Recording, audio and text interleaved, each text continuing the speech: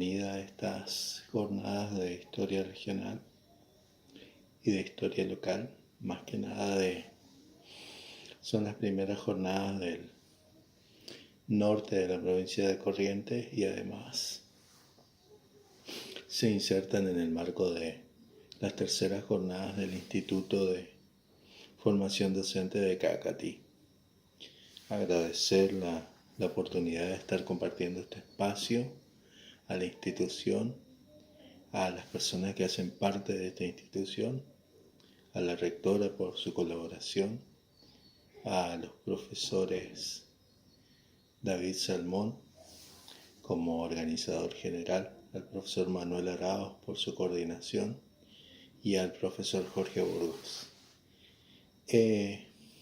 Me presento, yo soy Sergio Valenzuela, fui becario del CONICET y la Universidad del Nordeste. Trabajo hace un tiempo en el área de Historia Política, soy doctor en Historia por la Universidad de Córdoba y más que nada me sumo a este equipo y a esta iniciativa para estar un poco moderando los encuentros que vamos a tener en esta jornada y más que nada contar un poco experiencias de investigación vinculadas a la historia local en este marco de pandemia que nos toca vivir, en esta situación de incertidumbre, de crisis económica y de momentos nuevos, digamos, para todos.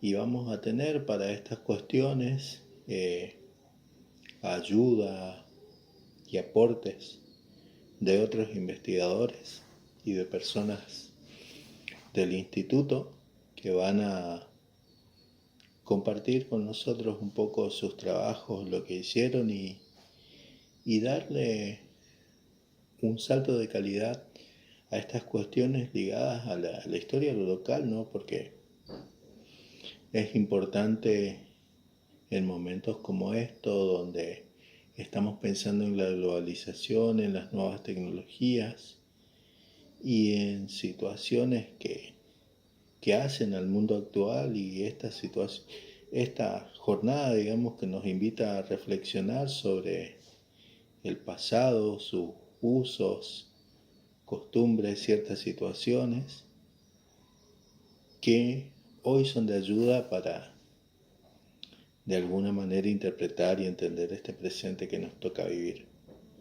En este marco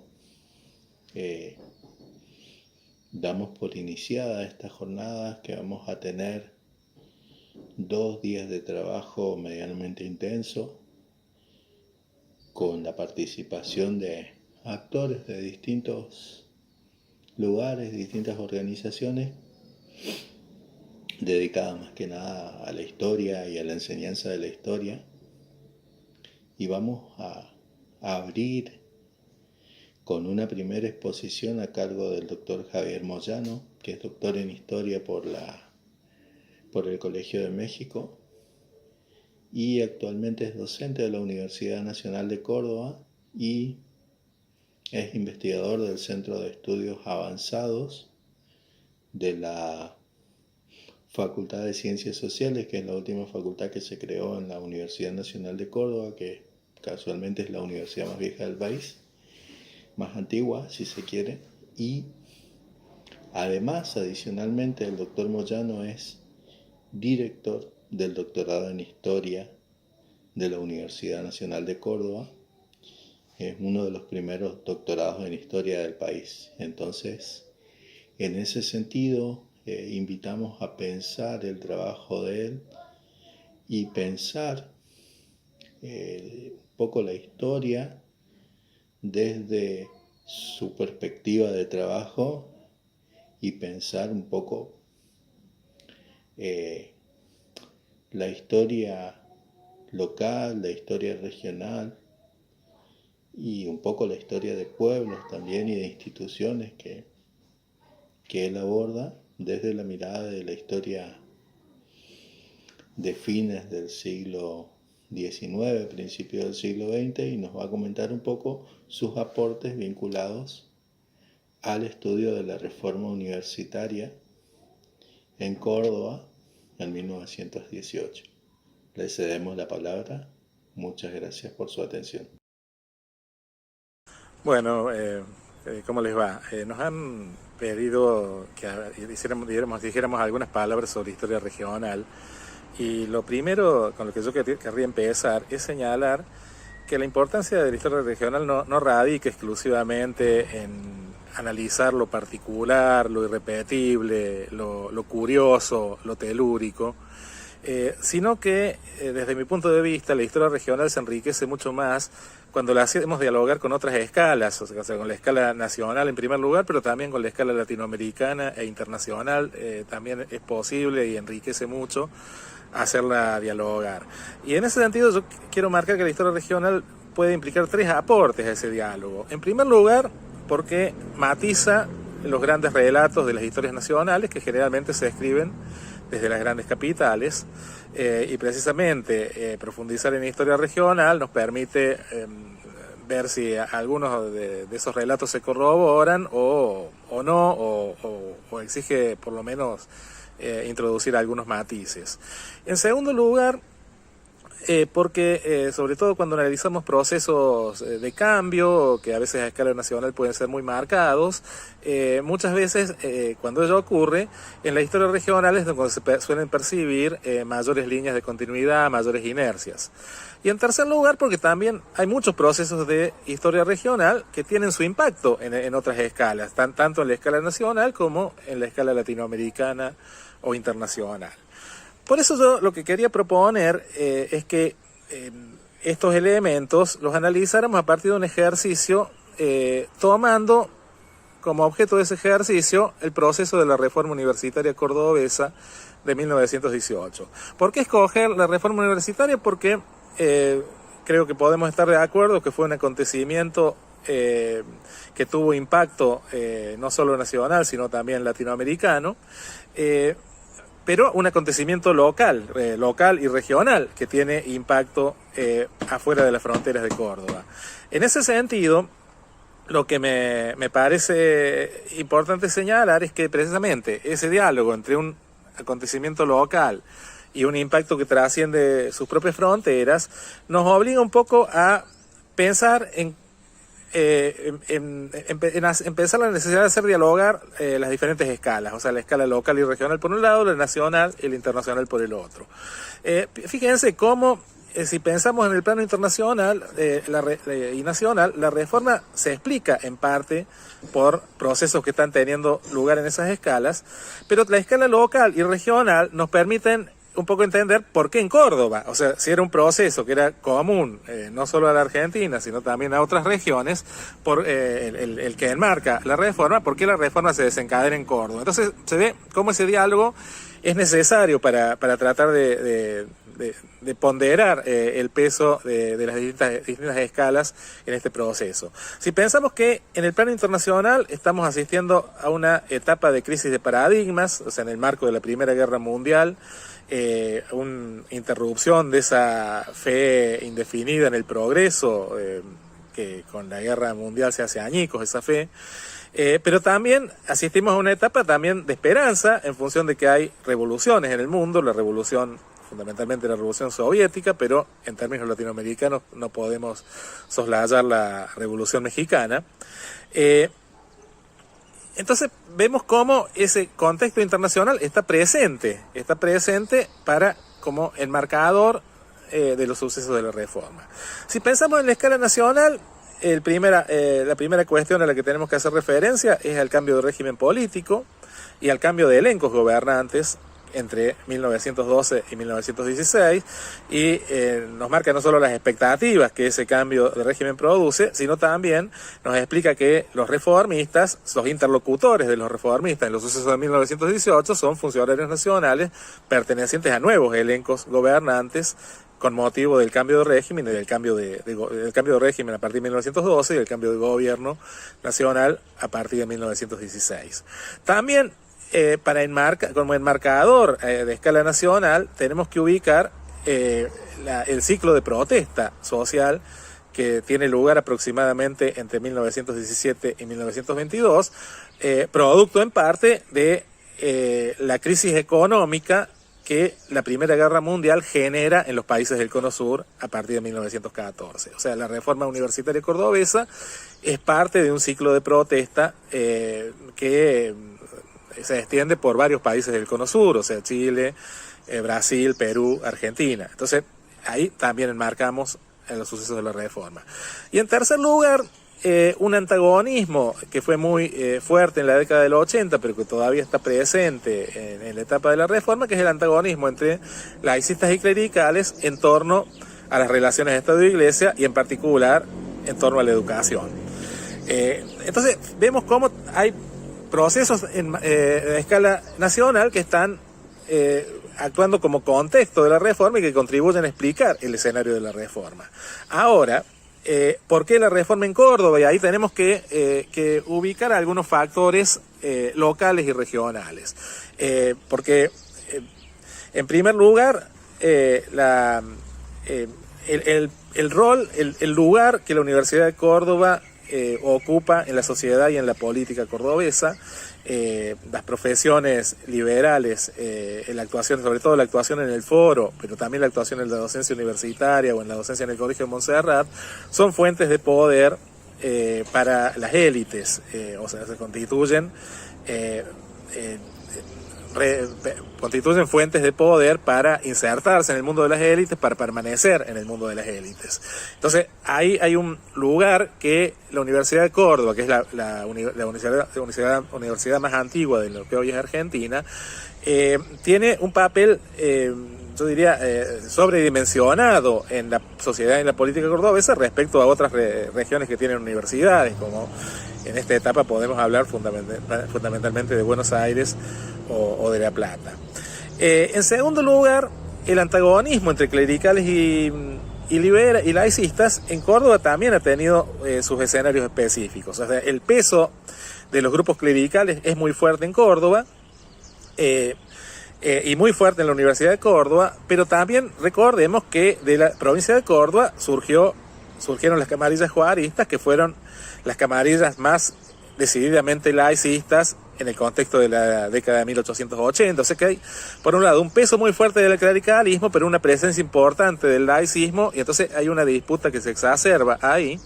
Y si a eso le sumamos que en Córdoba también participa del cambio de régimen político y gana el radicalismo en 1915 y asume en 1916, pero un radicalismo muy sui generis, porque los principales cargos ejecutivos quedan en manos de camarillas que habían participado en el interior de los grupos gobernantes del régimen oligárquico, y camarillas que participan de las ideas clericales, y que desde el gobierno de la provincia de Córdoba y también de la municipalidad de Córdoba vuelven a instalar este antagonismo en el centro de la escena al impulsar un conjunto de iniciativas de corte clerical que obviamente van exacerbando los antagonismos en el marco de la ciudad de Córdoba y en particular de la Universidad de Córdoba. Entonces vemos cómo acá dialogan cuestiones que tienen que ver con escalas nacionales e internacionales o latinoamericanas, y cuestiones que tienen que ver con escala local y regional.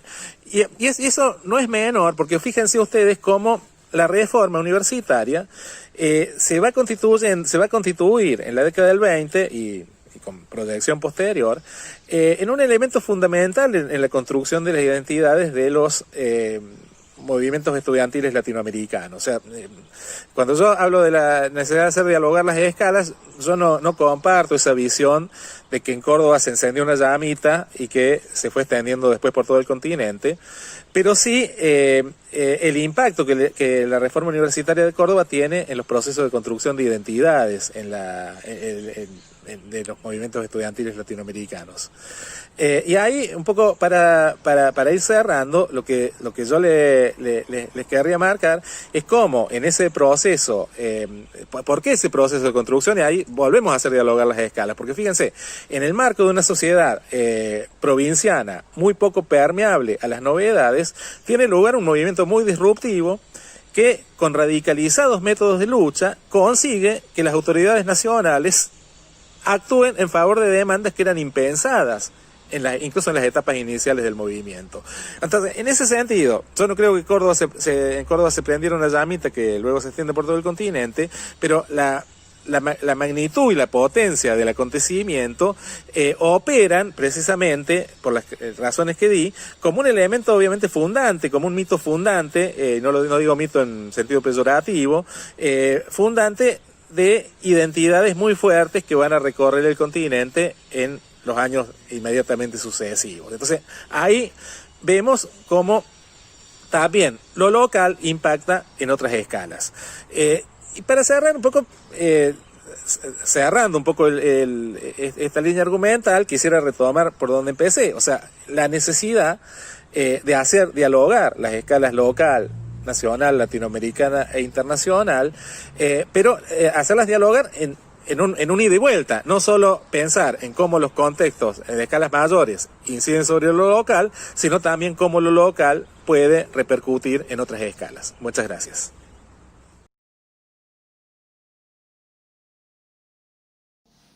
Bueno, vamos a continuar después de hablar un poco de la reforma universitaria. Vamos a acercarnos un poco más en el tiempo.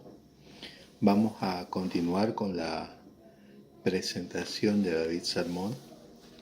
Hoy, con esto de la pandemia, nosotros pensamos en situaciones de crisis social y económica y de nuevas configuraciones, incluso esto, ¿no? De estar transmitiendo unas jornadas que veníamos acostumbrados a un sistema de presencial, de vernos cara a cara, hoy transmitiéndola por las redes sociales.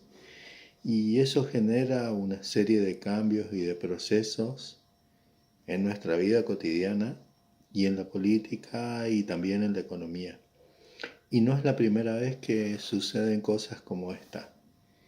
En este sentido, vamos a presentar la exposición o el trabajo del profesor David Salmón, quien es profesor en educación secundaria en historia y también es especialista en historia regional por la Universidad Nacional del Nordeste. Y en ese sentido hay un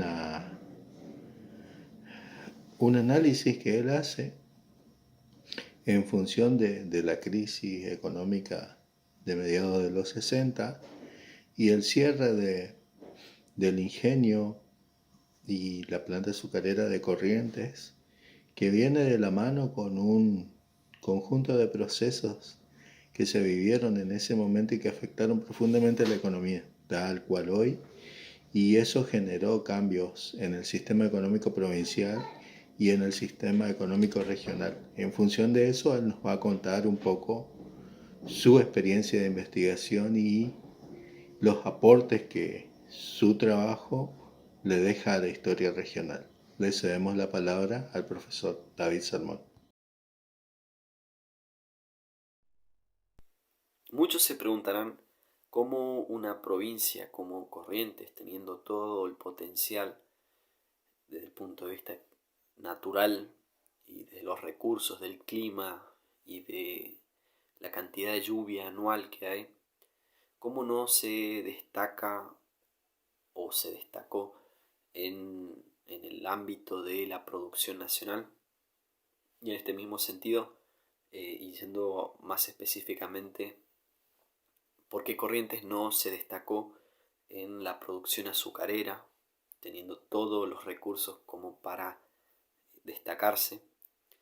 Y es justamente esta pregunta es la que me hice hace unos años cuando inicié mi investigación sobre la temática, porque yo soy de origen salteño, ¿sí? Precisamente de San Ramón de la Nueva Orán, muy cerquita de lo que es quizás la segunda industria azucarera más grande del país, que es el ingenio de Tabacal, y en consecuencia conozco cuál es la repercusión y la importancia que tiene un ingenio azucarero en la sociedad circundante, en los pueblos circundantes y en la provincia inclusive.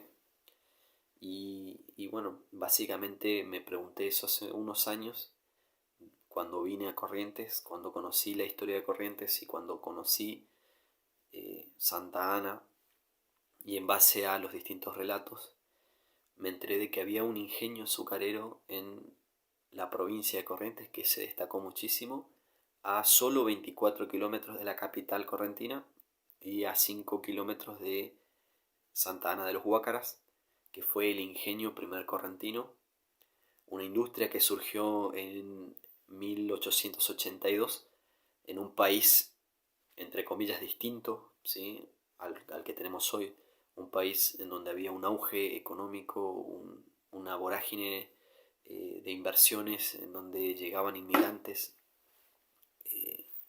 de a miles, año a año, en donde había una perspectiva de país líder económicamente hablando, y justamente en ese contexto es en donde surge este ingenio, en donde se destacaron justamente personalidades de origen extranjero, más precisamente europeos, como Francisco Boya, que vino e hizo su fortuna en la provincia de Corrientes, y más precisamente en San Antonio de Itatí, muy cerca de Cacatí, ¿sí?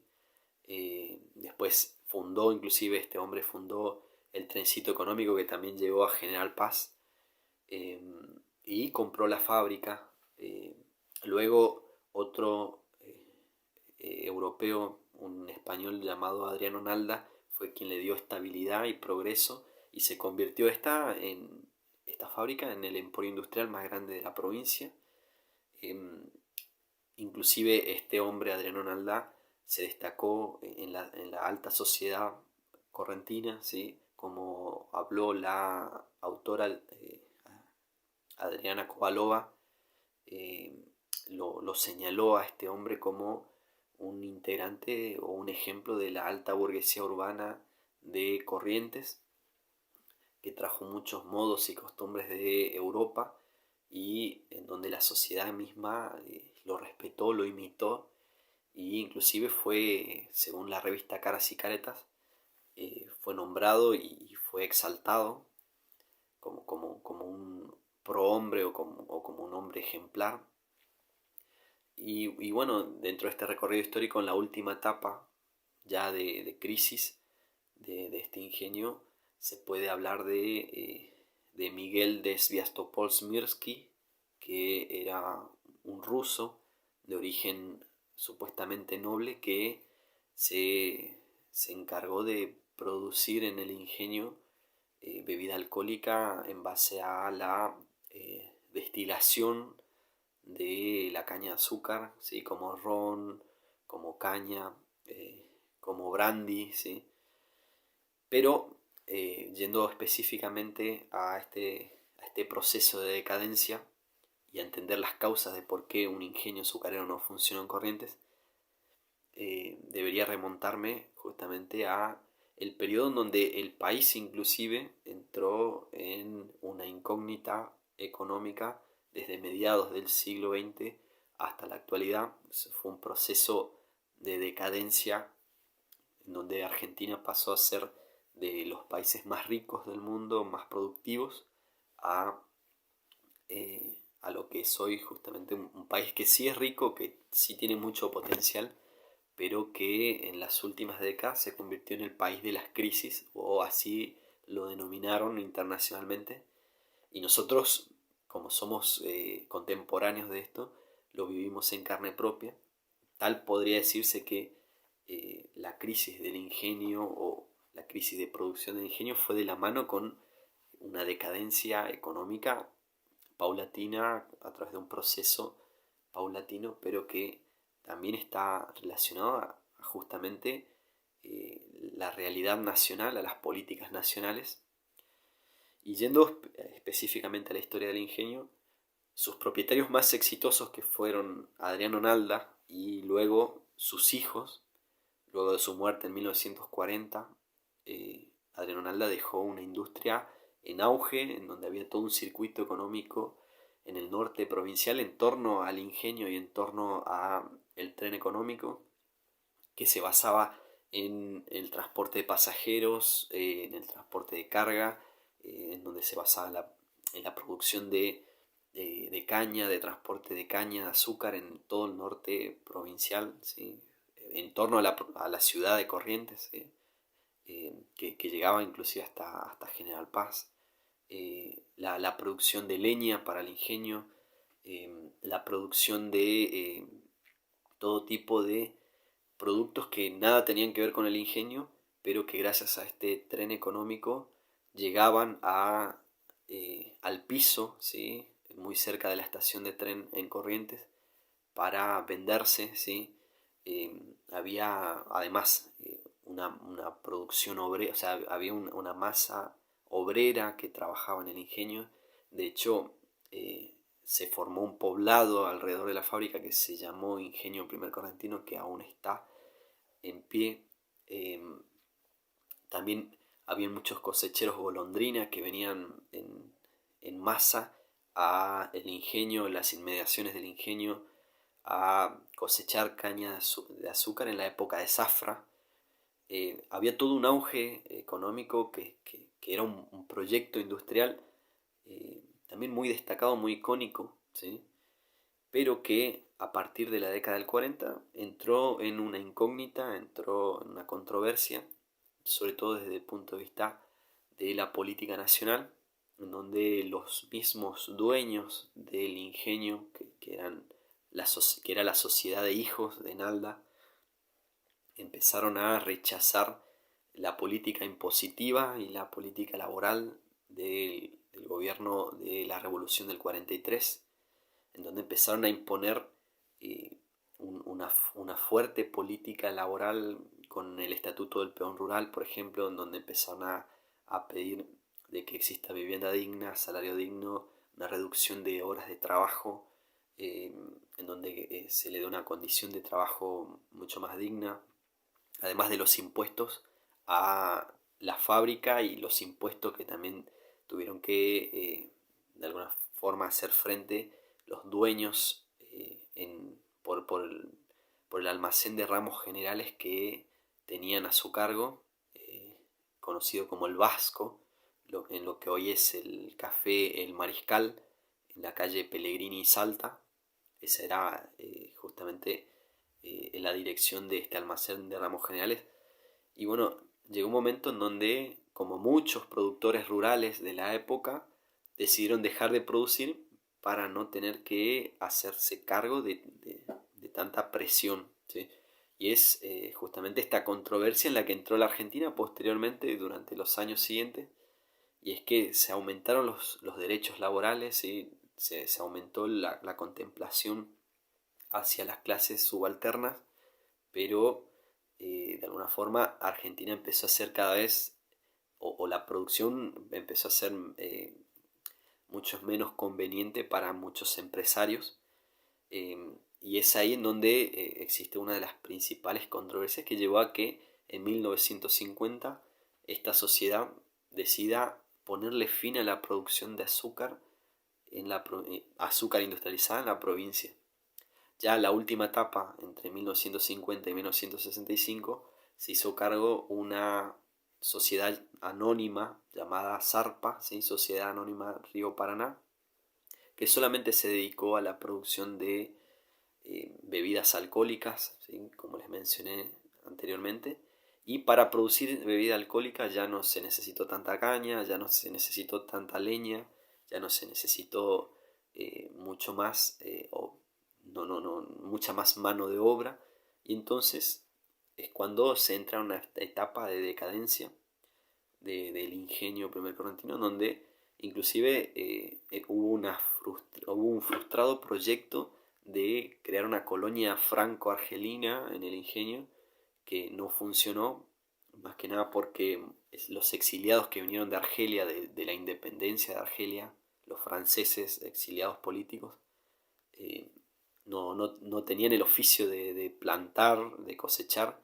Entonces, a pesar de que el gobierno francés les auspició el viaje, les auspició con maquinaria, con capital, ellos no supieron explotarlo.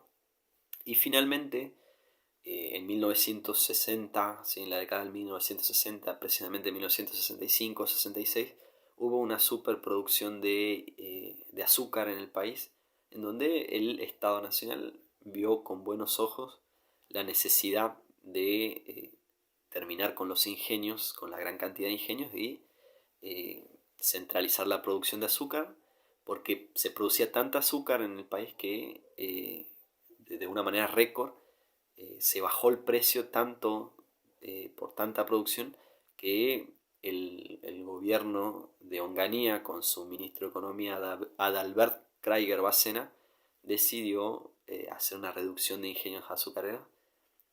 En ese contexto ya el ingenio Primer Correntino dejó de funcionar.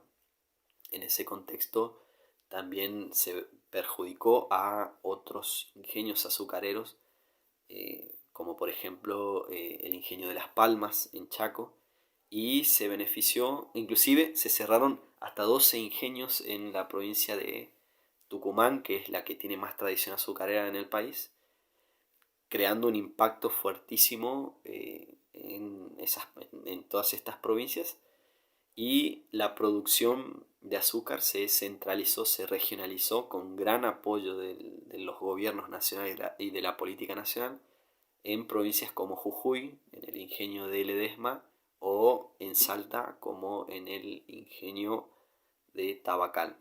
En este sentido, por otras cuestiones mucho más complejas, por una cuestión de tiempo y de reglamento de estas exposiciones, se pudo resumir como la fábrica de azúcar más emblemática de la provincia de Corrientes y la producción de azúcar en Corrientes no funcionó.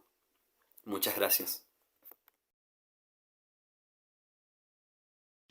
Bueno, continuamos un poco con el análisis de la historia y si bien comenzamos por lo nacional, le dimos un marco general para romper el hielo con las exposiciones y ahora, después del acercamiento y de la propuesta del profesor Salmón que nos permite repensar de alguna manera las relaciones entre la historia, la economía, un poco la sociedad, la cultura, la geografía, pensando en estos espacios determinados, pequeños si se quieren, donde la cultura y la idiosincrasia son diferentes de alguna manera a los entornos provinciales y nacionales, vamos a comenzar a pensar en la historia local o lo que se conoce como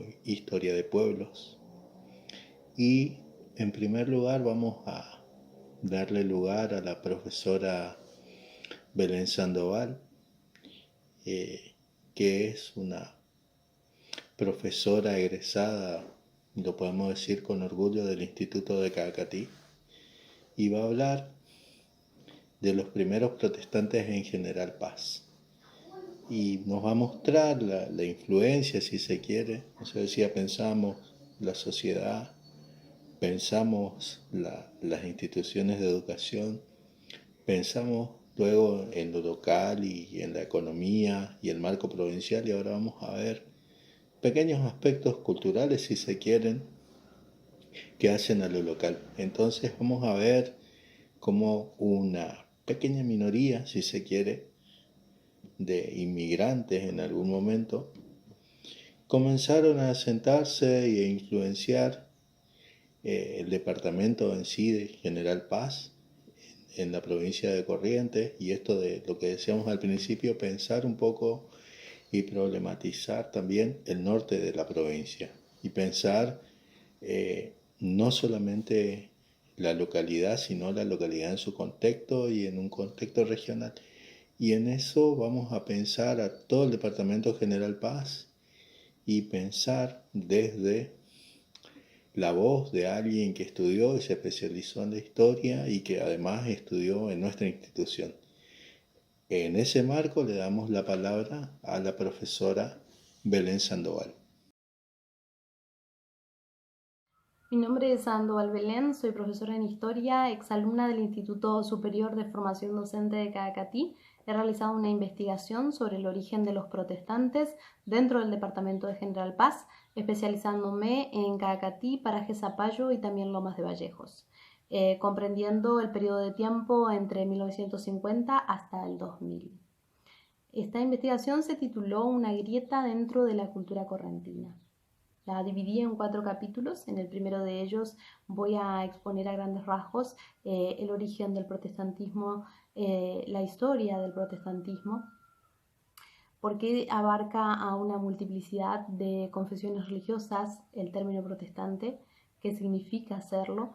Y esto, si bien lo explico a grandes rasgos, la historia del protestantismo es una historia profunda que hunde sus raíces dentro de conflictos políticos, económicos, pujas de poderes, pero está bueno destacar que llevaron un reclamo importante ante una Iglesia Católica muy fuerte en ese momento, reclamando sobre aspectos dogmáticos, intentando traer una reinterpretación de la Biblia y una difusión de la misma, creando una división tajante dentro de una religión tan poderosa como fue la católica.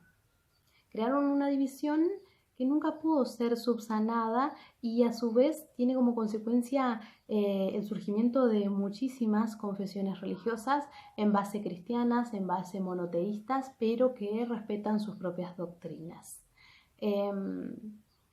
También en el capítulo 2 voy a exponer la organización que tienen las iglesias protestantes, la estructura que respetan, y también los reglamentos por los cuales ellos se basan y se manejan. Indagué sobre si Cacatí, la primera iglesia de Cacatí, respetó o no la estructura de las iglesias protestantes. Esta estructura fue marcada por las grandes iglesias de Buenos Aires a nivel nacional, que tuvieron que unirse para poder luchar por los derechos de igualdad religiosa, libertad de culto. Tuvieron que formar asociaciones como FACIERA, que es una federación de alianzas entre iglesias evangélicas, y otras asociaciones que terminaron conformando el Consejo Nacional para tener voz y voto ante los organismos gubernamentales. Así que así comenzó a tener estructura las iglesias. Estas iglesias mayores, estas asociaciones, fueron ofreciendo cobertura a las iglesias pequeñas, cobertura en el ámbito jurídico y también en el ámbito espiritual, ya que les proporcionaban muchos recursos para la difusión de esta confesión. Cacatí respetó esta organización, y en el momento había una forma de difusión que era conocida como las iglesias células, en la que pequeñas iglesias difundían sus creencias y promovían reuniones familiares o reuniones barriales en otros lugares para seguir cultivando y para seguir atrayendo más adeptos.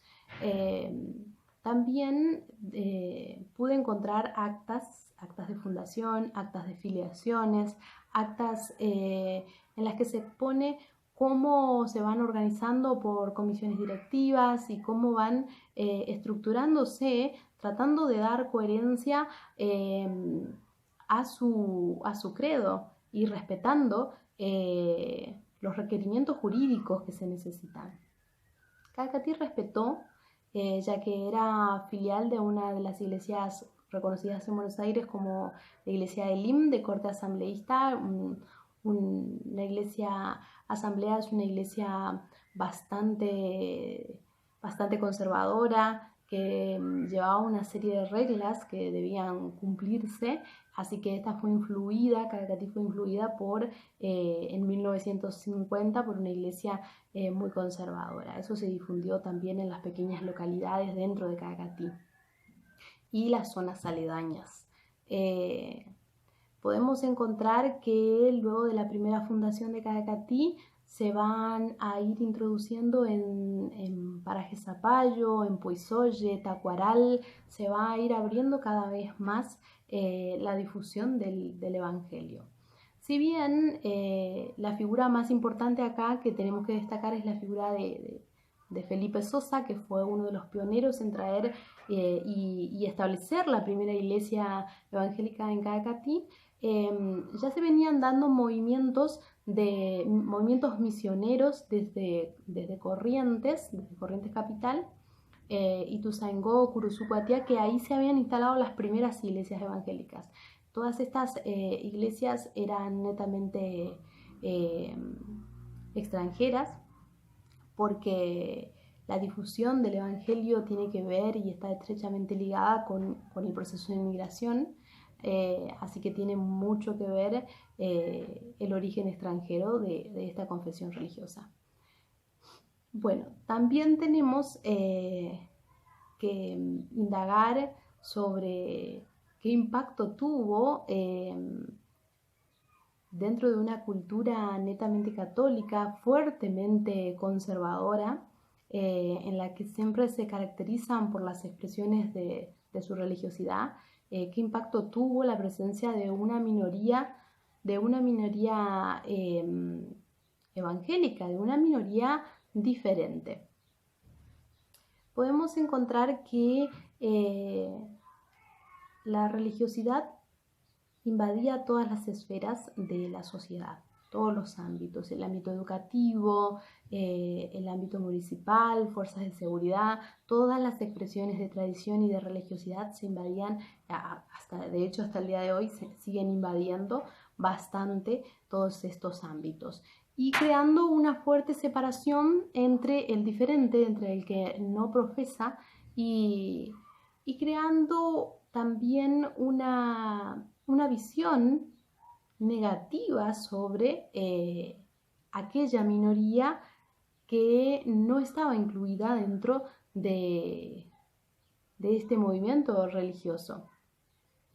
He realizado muchas entrevistas en las que dan cuenta de situaciones de burla, de situaciones discriminativas, inclusive muchos de los miembros tuvieron que abandonar sus estudios primarios porque era mucho el bullying que se les hacía.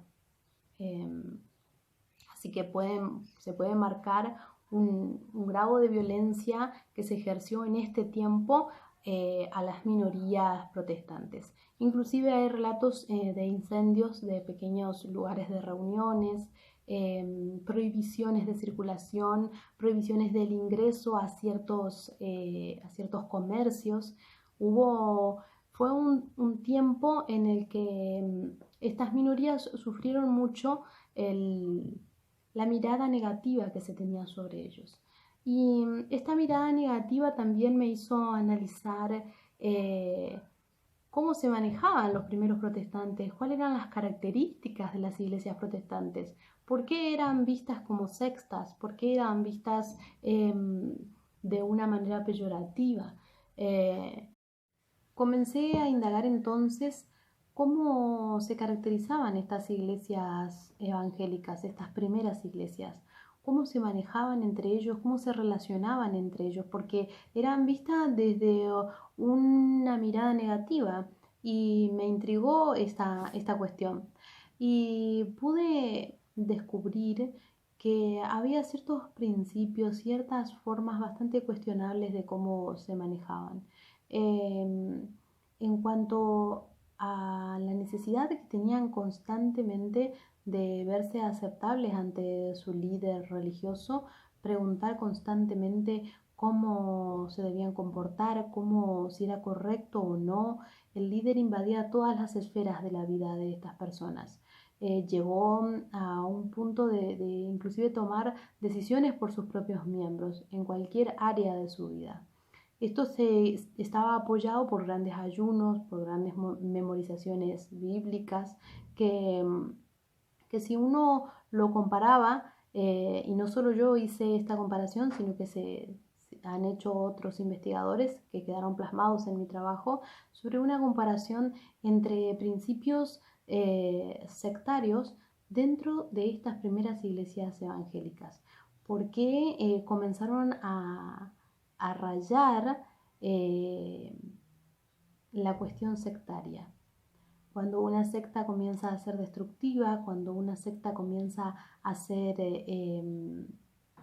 negativa para la misma persona, porque la persona termina quedando totalmente anulada y el líder ejerce demasiado dominio sobre sus miembros, inclusive en la forma de vestir, en la forma de hablar, en la forma de relacionarse, si podían o no llegar a relacionarse con cierta clase de persona o no.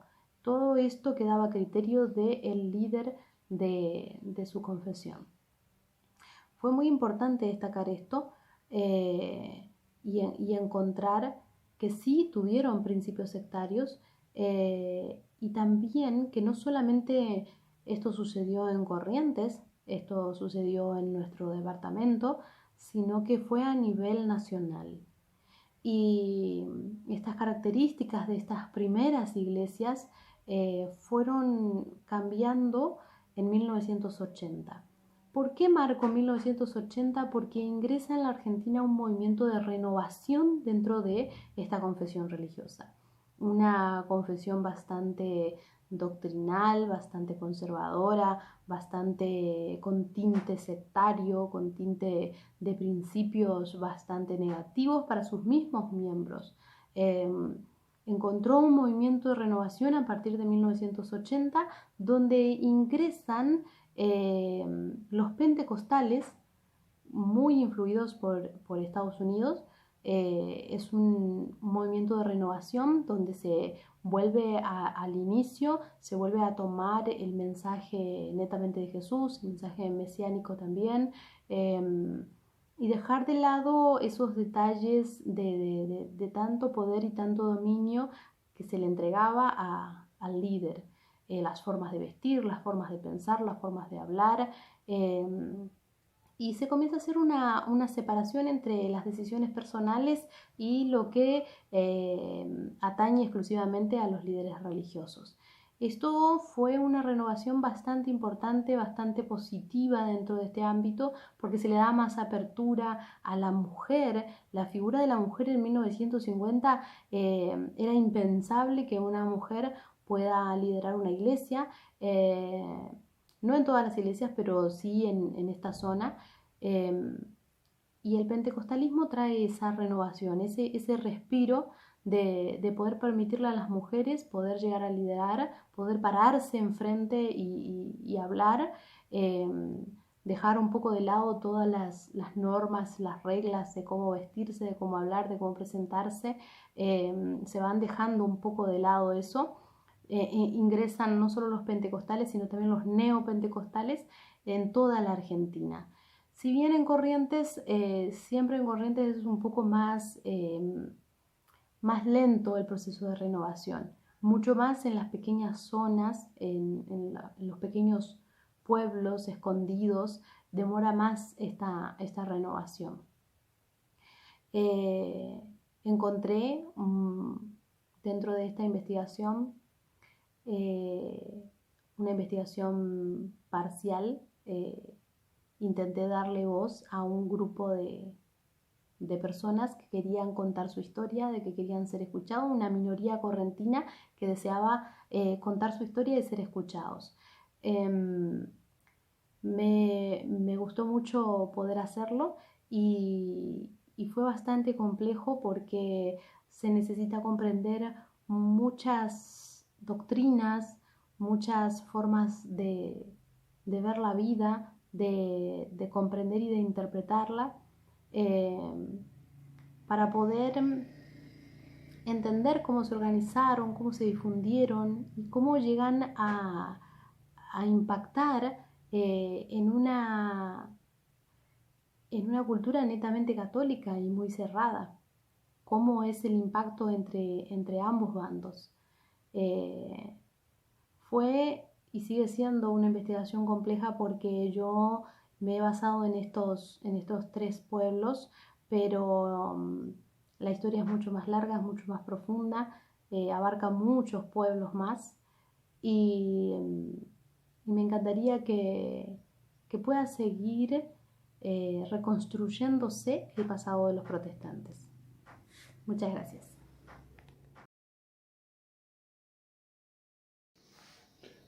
Bueno, vamos a continuar ya con la última presentación del día, agradeciendo al público un poco la presencia.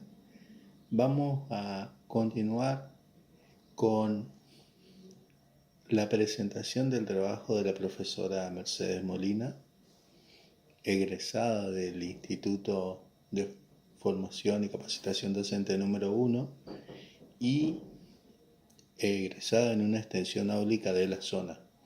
El espíritu un poco de estas jornadas era darle un matiz regional a esta jornada de historia local y esta profesora se recibió en la zona estudiando los inmigrantes de San Antonio de Itatí, lo que es actualmente Verón de Astrada, y esta puja por el nombre, si se quiere, que en algún momento vivió y a veces vive la localidad de, si la ciudad o el pueblo, como lo queramos llamar, adopta la denominación San Antonio de Itatí o Verón de Estrada, tal cual departamento. Entonces, en función de esto vamos a ver el trabajo de la profesora pensando en las primeras décadas del siglo XX, cómo fue la inmigración y cuáles fueron los inmigrantes que transformaron básicamente distintas localidades de la provincia de Corrientes a principios del siglo XX, una primera oleada migratoria que transformó no solamente Corrientes, sino las provincias vecinas, y vamos a aplicar esta situación de esta oleada migratoria, si se quiere, que si bien no fue muy masivo, afectó a nuestra región, si se quiere, y a lugares muy cercanos a Cacatí, y vamos a ver en detalle con la profesora Molina, cediéndole la palabra, la cuestión de la inmigración en San Antonio de Itatí. Buenas tardes, soy Mercedes Molina, profesora de Historia, egresada del Instituto Superior de Formación y Capacitación Docente número 1, Extensión Áulica Verón de Astrada. Antes de continuar, quiero agradecer a los docentes que me invitaron a participar de este tercer encuentro de jornada local y regional organizado por el Instituto de Superior de Formación Docente, CAACATI. Agradecerles por poder participar y dar a conocer a ustedes mi trabajo de investigación titulado La inmigración en San Antonio de Itatí durante el periodo 1880-1930. Este trabajo aborda la inmigración en la localidad de San Antonio de Itatí, departamento de Verón de Astrada, una localidad muy pequeña, con más de 250 años de historia. Sin embargo, se ha escrito muy poco, lamentablemente. Las actividades de búsqueda de información se basaron en documentos escritos, públicos y privados. Documentos públicos como, por ejemplo, las actas de bautismo, matrimonio y defunción de la parroquia San Antonio de Padua de la localidad de San Antonio de Itatí y el registro provincial de las personas de Verón de Astrada, como también entrevistas a descendientes de las familias de inmigrantes que aportaron y fueron muy significativos sus aportes con respecto a fotografías y documentos escritos privados. Sabemos que la afluencia inmigratoria a nuestro país se incrementa a finales del siglo XIX y principios del siglo XX, en gran medida por el aliento del gobierno nacional que requiere de mano de obra y poblar un vasto territorio. Bien, entonces tenemos que decir que los recién llegados se asientan principalmente en las grandes ciudades como ser Buenos Aires. Buenos Aires experimenta un crecimiento demográfico muy importante como también una transformación urbana.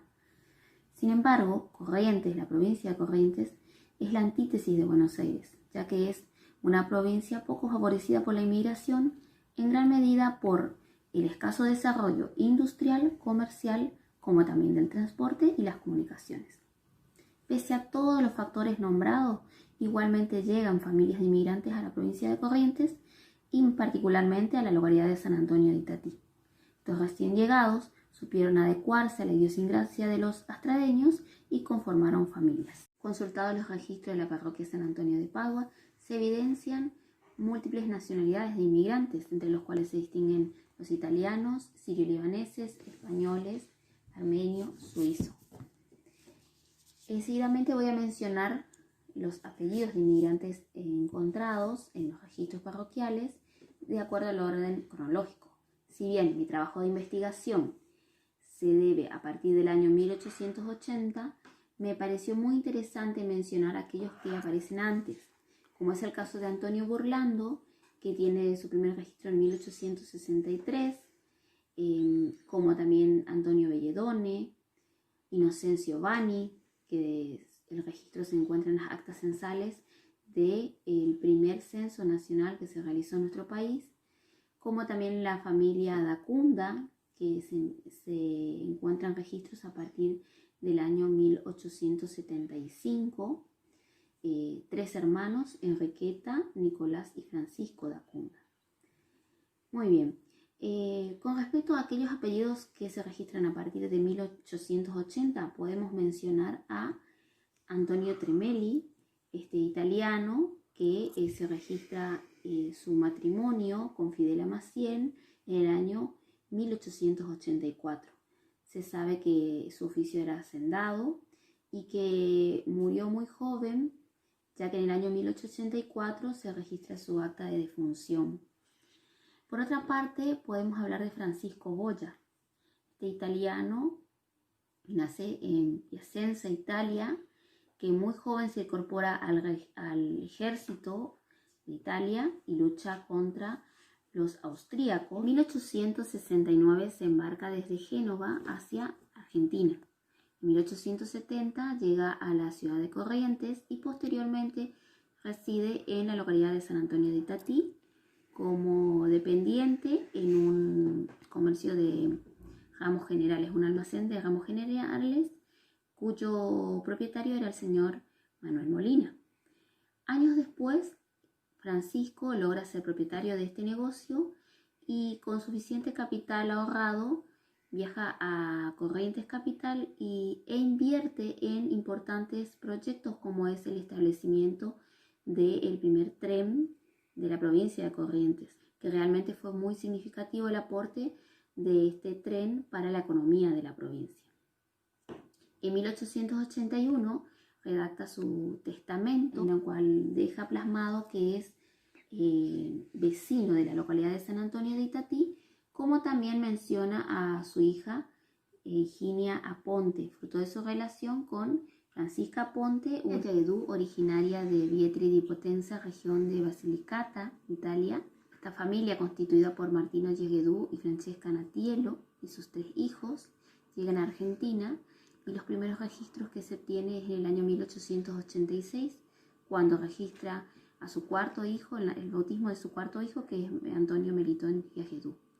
Es importante destacar la forma en que se escribía hasta ese entonces este apellido, Yagedú. Después de esta acta de bautismo de Antonio Melitón Yagedú, aparecen como Yagedú.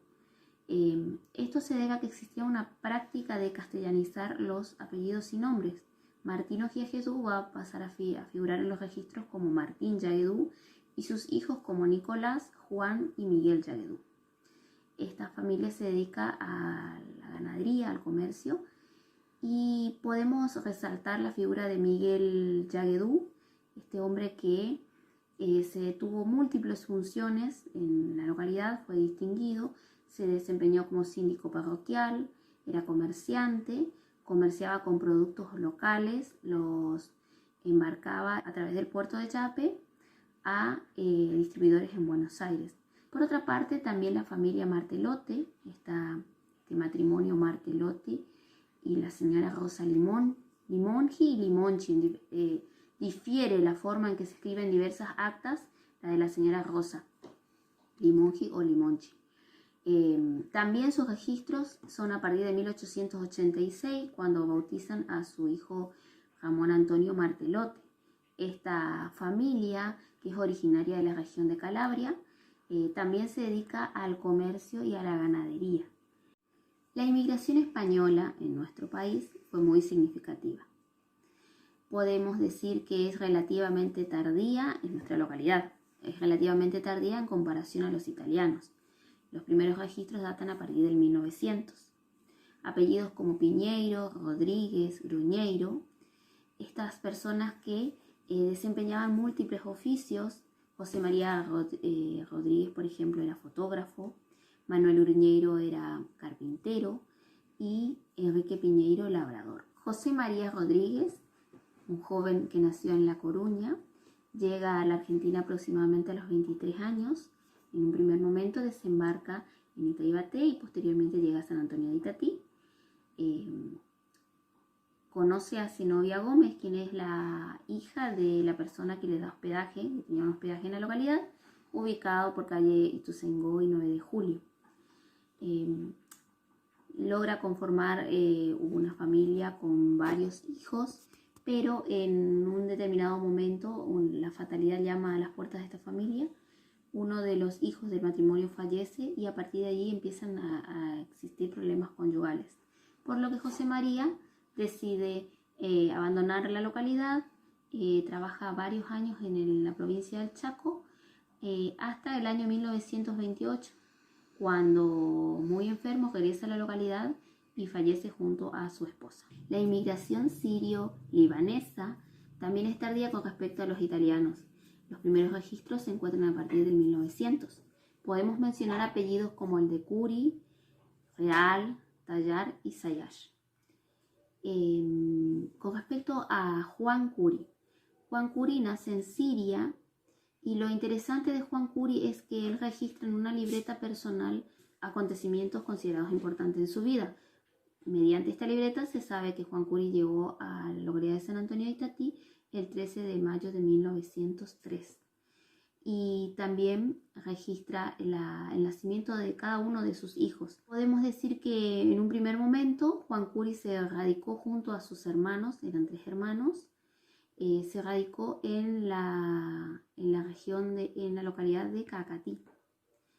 Posteriormente él se desempeñaba como vendedor ambulante, recorría los parajes y pueblos vendiendo sus productos, que eran de todo tipo de productos, y también realizaban servicios como jalateros, ya que remendaban latones y todos aquellos utensilios de metales. Por ejemplo, se sabe que Juan Curi y sus hermanos llegaban hasta los lugares más inhóspitos o más lejanos, por ejemplo, como el lugar conocido como Timbocorá. Curi contrae matrimonio en el año 1912 con Benedicta Enríquez y edifica su almacén de ramos generales en la vivienda ubicada por calle 25 de Mayo, esquina Itatí. Con respecto a la familia Tallar, podemos hablar de 2 hermanos, de Abraham y Salomón Tallar. Se distingue a Abraham Tallar, que es quien posibilita el ingreso de otros miembros de su familia a la localidad, como es el caso de Isa Tallar, Jorge Tallar y Wahibe Tallar.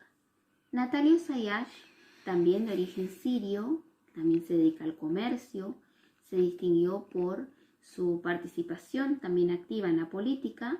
En el año 1932 fue elegido como miembro interino de la Comisión Municipal. Alfredo Manuel Real nace en Montelíbano, protectorado de Francia. A raíz de una crisis económica y política en su país de origen, es obligado a viajar de forma clandestina, como polizón, como se denominaba, aquellas personas que viajaban en las bodegas de los barcos. Podemos decir que llega a Buenos Aires y allí se cambia el apellido original, que es Westfalia, por Real, para evitar inconvenientes por viajar justamente de una manera clandestina. Se desempeñaba como vendedor ambulante y llegó a Verón de Astrada, a la localidad de San Antonio de Itatí, departamento de Verón de Astrada, a través de la vía ferroviaria del trencito económico, llegando primeramente en la localidad de Cacatí y posteriormente a Verón de Astrada, donde conoce a Luisa Barreto años después y se casa en el año 1912 con ella. Con respecto a los hermanos Salazán, Pablo y Andrés Salazán, ellos son originarios de la región de Gradina, Dalmacia, que conformaba el Imperio Austrohúngaro. Podemos decir también que fallece muy joven, entonces el registro de su defunción se da en el año 1900. Con respecto a Pablo Salazán, el primer registro encontrado es en el año 1891, cuando obra de testigo de un matrimonio, como padrino de un matrimonio, y posteriormente en 1894 se casa con Ángela Bani. Siempre trabajó con su hermano, también dedicado a la ganadería, y cuando se casa con Ángela Bani, su hermano le otorga parte de la estancia para que pueda trabajar y sostener a su familia. Él fallece en el año 1930. A modo de conclusión, podemos decir que los datos de inmigrantes en la localidad de San Antonio de Itatí datan desde 1863, que no solamente llegan a este pueblo hombres solteros con ambiciones de progreso, sino también familias constituidas como las de Yaguedú y Martelote, que la base económica de estas familias fue el comercio, la mayoría de ellos como vendedores ambulantes, hasta poder establecer sus locales comerciales propios. Las vías de acceso a la localidad se distingue la vía fluvial, por lo que sería el puerto de Itaibate, donde primeramente llegan y posteriormente se trasladan a lo que es San Antonio de Itatí, como es el caso de José María Rodríguez, de la familia Sayash y la familia Tallar, mientras que otros prefirieron la vía ferroviaria. A través del tren económico llegan hasta la localidad de Cacatí y a partir de ahí acceden a la localidad de Verón de Astrada. Espero que haya sido de su agrado la temática abordada. Un placer poder compartir con ustedes y ser parte de esta tercera jornada de historia local y regional. Muchas gracias. Muchas gracias. Agradecemos las presentaciones del día de la fecha, agradecemos al público que nos haya acompañado, agradecemos a la institución por permitirnos desarrollar esta actividad para reflexionar un poco sobre la importancia de la historia y pensar cuestiones relativas a la investigación y a su enseñanza. Invitarlos a seguir el día de mañana en las redes sociales y a través de nuestras propuestas y nuestros canales en YouTube. Y cerramos este día con una primera aproximación que nos llevó a pensar en principio a inicio del siglo XX la reforma universitaria como para dar un entorno relativo a la educación superior y al doctorado en historia dentro de los más antiguos de nuestro país, con la presentación del doctor Moyano, la presentación del profesor Salmón, vinculada al ingenio de Corrientes y a su desaparición en la década de los 60, y después trabajos que nos invitaron a pensar a Cacatí y a General Paz en el siglo XX y a Verón de Astrada como un departamento inmediato.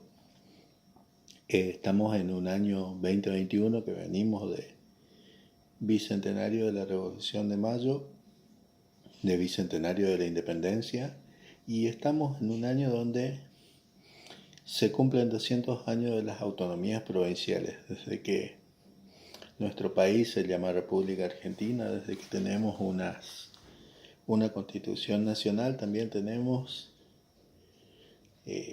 más allá del documento y de la carta en sí, tenemos las autonomías jurídicas de las provincias, y en eso el 21 de diciembre de este año se cumplen los 200 años de la primera constitución provincial. En ese marco invitamos a un poco repensar la relación entre la historia, la política, la economía y la sociedad, y ver que estos 200 años de historia hoy se merecen una reflexión, y se merece una reflexión lo local. En función de eso, realizamos estas pequeñas exposiciones, presentaciones breves de nuestros trabajos, y seguiremos el día de mañana con otros trabajos que nos ayudarán a comprender otros aspectos de nuestra historia, tanto en el plano nacional, provincial como local. Y los invitamos a seguirnos y le agradecemos por su tiempo, por su disposición a mirar, a escuchar y por de alguna manera estar del otro lado e interactuar con nosotros. Muchas gracias y hasta mañana.